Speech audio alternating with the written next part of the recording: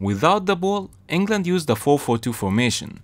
Southgate wanted to start by applying medium pressure on Spain, where we can see Foden strictly marking Rodri to stop Spain from carrying the ball out on the ground. So Phil Foden was always marking Rodri when Spain was building up, as you can see. As the match progressed, Rodri started moving around, and we will get to that. So Fabian Ruiz will drop down in for Rodri in this case. Rodri was still marked by Foden, but now Kobbie Mainoo marked Fabian Ruiz in the middle of the pitch.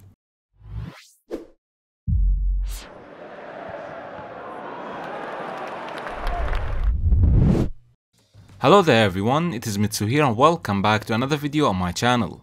Today we'll have an in-depth analysis of the Euros final between Spain and England. Spain started the game with a 4-2-3-1 formation, whereas England started with a 3-4-2-1 formation on paper but changed their shape during the game. The stats show how dominant Spain was in this game and pretty much say how much they deserved to win this match in particular, as you can see on the screen.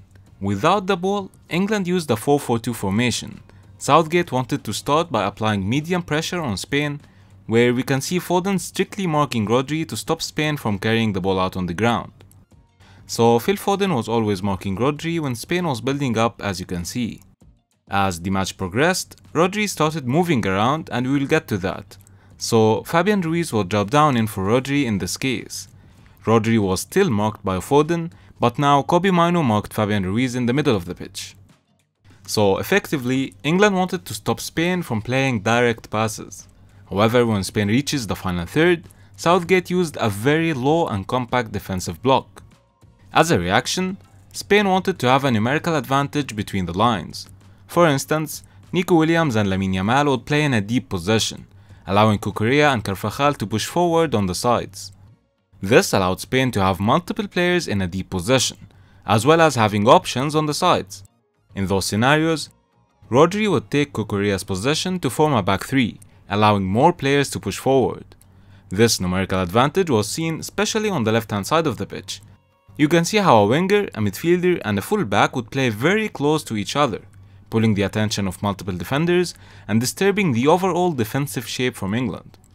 This was also followed by how the Spanish players were able to roam around offensively. For instance, Williams would sometimes carry the ball and move to the right.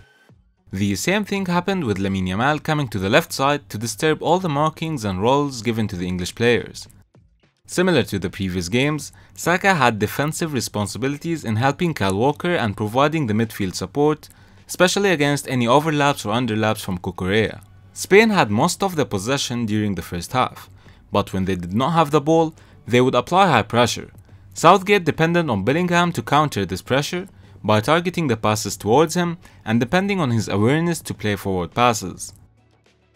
Although Spain had more time on the ball, their attacks lacked speed. Their build-ups were really slow, which was completely changed after just a minute in the second half.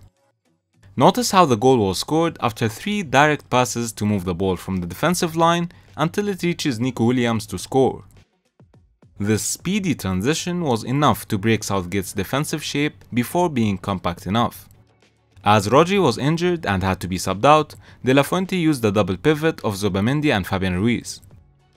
England did not have any options when they were trying to build their attacks. With how De La Fuente applied high pressure, England were not able to keep the ball on the ground. For example, you can see how Phil Foden is marked here by 2 players, where no other English players are asking for passes in the middle of the pitch. On the other hand, De La Fuente tried to change what happened in the first half and went for more direct passes.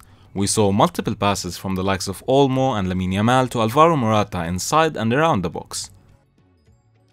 Morata had his station roles as well, where he received long balls and helped Spain win the second balls also between the lines. Maybe you are tired of constantly turning into an opponent and losing the ball, or annoyed at having to apologize to your teammate every time for making a bad decision. Well, I want to introduce you to an amazing tool to help you avoid this and become a more calm and confident player on the field. Be Your Best is football training in virtual reality. The main skill that Be Your Best trains is your scanning, but it is also used to improve players' vision, decision making and memory, allowing you to train these difficult skills from home anytime you want. In Be Your Best's main training mode, called Scenario Training, you will play through over 800 scenarios recreated from real-life professional games, like this one featuring Luka Modric. You will be on the field playing the game from a player's first-person perspective, as you complete scenarios and receive feedback on your performance. For this summer's Euros, Be Your Best have also just released a new challenges mode, where you are able to replay real-life moments from the tournament,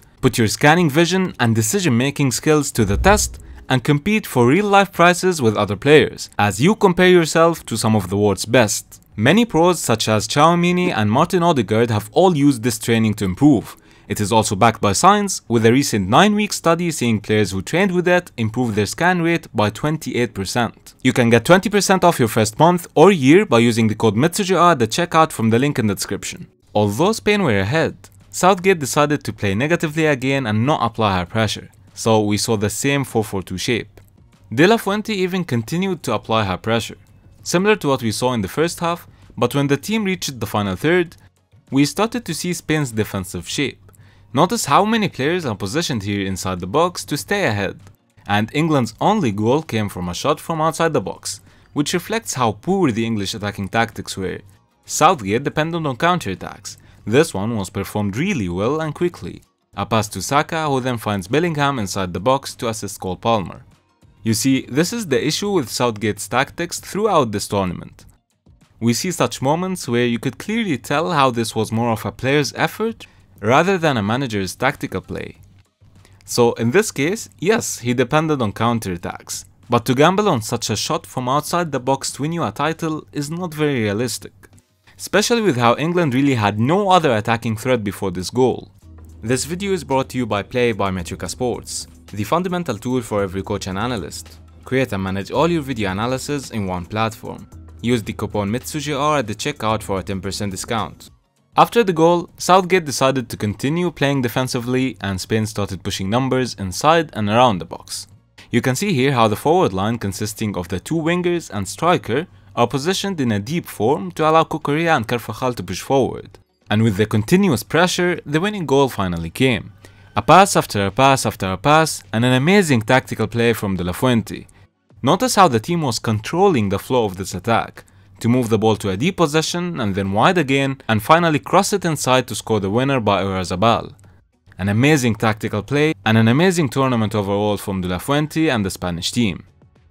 Before we end the video, I would like to let you guys know that the EKKONO Coaches Academy are uploading plenty of in-depth analysis focused on specific tactical topics. So I encourage you guys to have a look at the analysis, and you can always use the code METSUJR at the checkout if you found the content interesting. You can find the link in the description down below. So that was it guys, I hope you have enjoyed the analysis. Congratulations to all the Spanish fans and hard luck to the English viewers. I would love to hear what you guys think about Southgate's future in the comments down below. Would you like to see Southgate continuing as the English coach, or do you prefer to see somebody else? And also let me know in the comments how much do you rate the Spanish team out of 10. So in the tournament overall and in this match especially, in the final. And finally, I'll be uploading some player analysis from this tournament, so let me know which players you would like me to analyze in the comments as well. So yeah, thanks for watching and I'll see you guys in the next one.